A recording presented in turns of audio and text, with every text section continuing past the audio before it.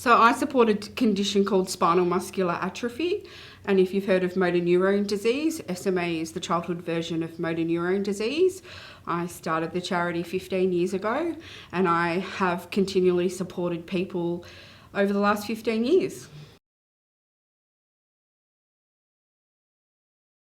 A combination of all three. So we do a number of different support roles at the association.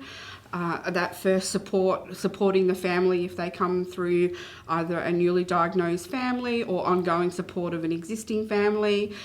We also have a lot to do at the moment with advocacy and trying to get access to treatments coming down the pipeline. It's an exciting time for SMA at the moment. There's never been a treatment for this disease ever. So last year we were instrumental in getting the first ever worldwide treatment passed through the government, and that rolls on this year through another drug, and then next year there'll be another drug after that. So advocacy is a huge part of what we do at the moment, and also we provide some service as well.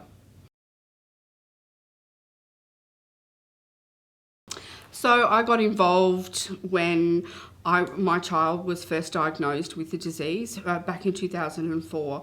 There was no support network here in Australia for SMA.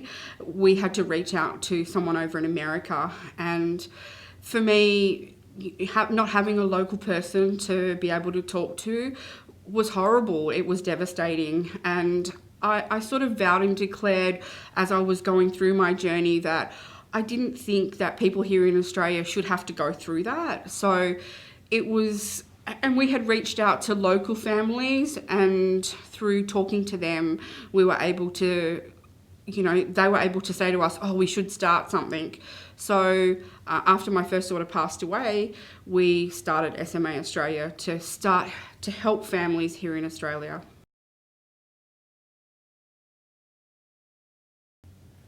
For my own personal well-being, it's assisted me greatly, I will say that. And I encourage anyone going through a journey like this to be able to go and talk to others.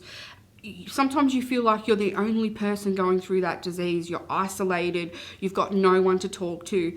And I hear that from families a lot. And to be able to say to them, hey, you're not in the single boat. There's a lot of you that are going through this situation, come and talk to people, get involved. It's something that you shouldn't have to deal with by yourself, and support groups are out there for this purpose, to be able to support you. And that's all my purpose has been since losing my girls. I just want to help others. I just want to make a difference. And now that's not making a difference just in SMA, but it's making a difference in the bigger picture of that support network and the support sector as well. Giving my knowledge and helping others in mental health, in how to support better. Why reinvent the wheel? There's no point. If I can help somebody through that process, then I'm more than happy to do it.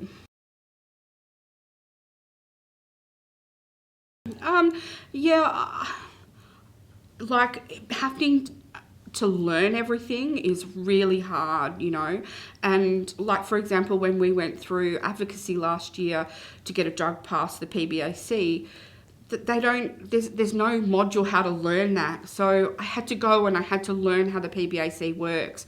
I had to learn how they do things, what you can and what you can't say, who you can talk to, who you can't talk to. And if I knew all that before I did it would have been so much easier. So it's now my job or my role or my hope or my wish to be able to write down like a hints and tips page of, if you're lobbying the government, this is what you need to know, because it's something that you do have to learn, and it's not easy, believe you me, and there were mistakes and hiccups along the way, and now I'm better prepared for the next drug, and I think I've got a really good handle on it, and I'm able to hit the ground running this time and know who I've got to talk to, know who I've got to lobby. I'm much better prepared, and to be able to empower that knowledge on somebody else is really important for me, and and how I leave behind my legacy. You know, the legacy that I've made with the charity is in honour of my children, but you know, that empowers me now to be able to leave that legacy for somebody else to do and not go through such a hard road as what I have.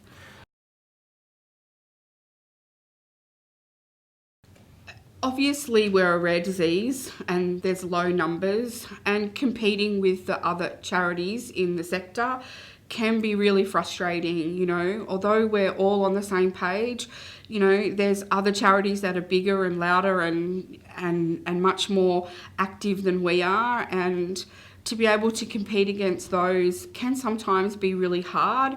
We're not funded by the government, so everything we do, we have to raise money for ourselves. And, you know, as a charity of a staff of myself and another lady that works for me 15 hours a week, our resources are very limited. You know, I don't have that big budget to go and talk to sponsors and all that type of stuff. So funding sources could be better, and I wish, you know, the government can one day see that empowering these support groups will actually take the burden off the system, and the support sector will be able to support their families better.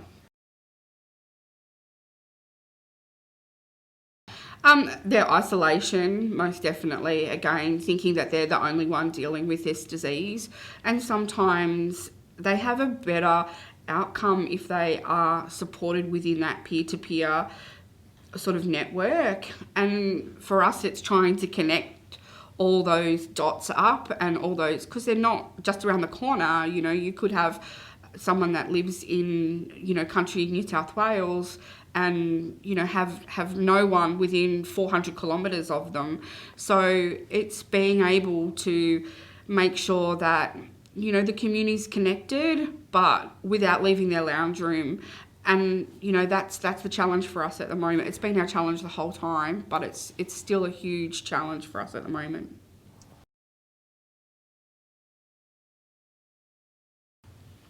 I think more support from the government to support us as the network, you know, funding to have our place there so that we don't have to scramble for money left, right and centre.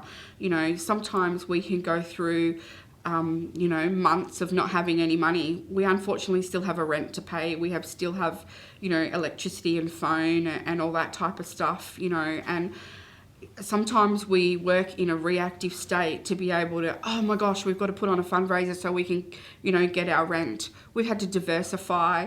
We have an office where we share and we sublet our office so that other businesses help us pay our rent. You know, it's about diversifying these days, and making sure that the people around you are assisting you in different ways.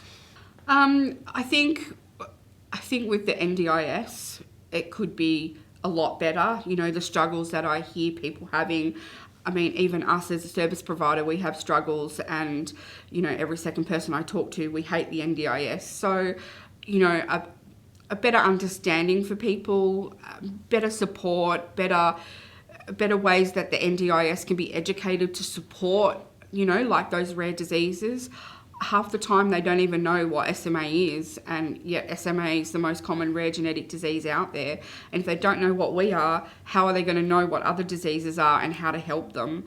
So I think better education of service providers, for example, better education of the healthcare professionals that look after the diseases that we run. You know, it's not just me. There's, you know, 9 out of 10 probably people I talk to in the support network, they say that people don't know what the disease is or how they can help someone with the disease.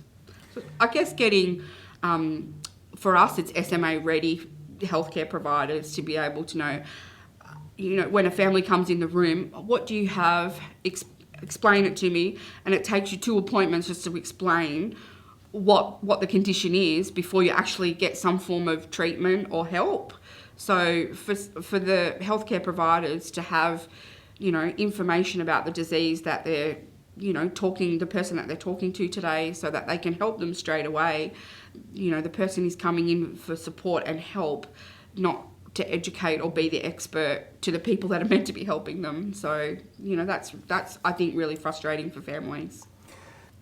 Collaboration, I think, supporting the support sector to collaborate together. Many hands make light work in this industry, help us to grow, without, say, for example, funding, we can't grow together. So, to be able, we need that support as a support sector to be able to have the longevity to support you. Otherwise, we're going to go through burnout. I mean, myself, I'm probably way past burnout. What's after burnout? I don't know, but that I'm in that state. So, to be able to nurture us to continue to support those families is pretty important as well.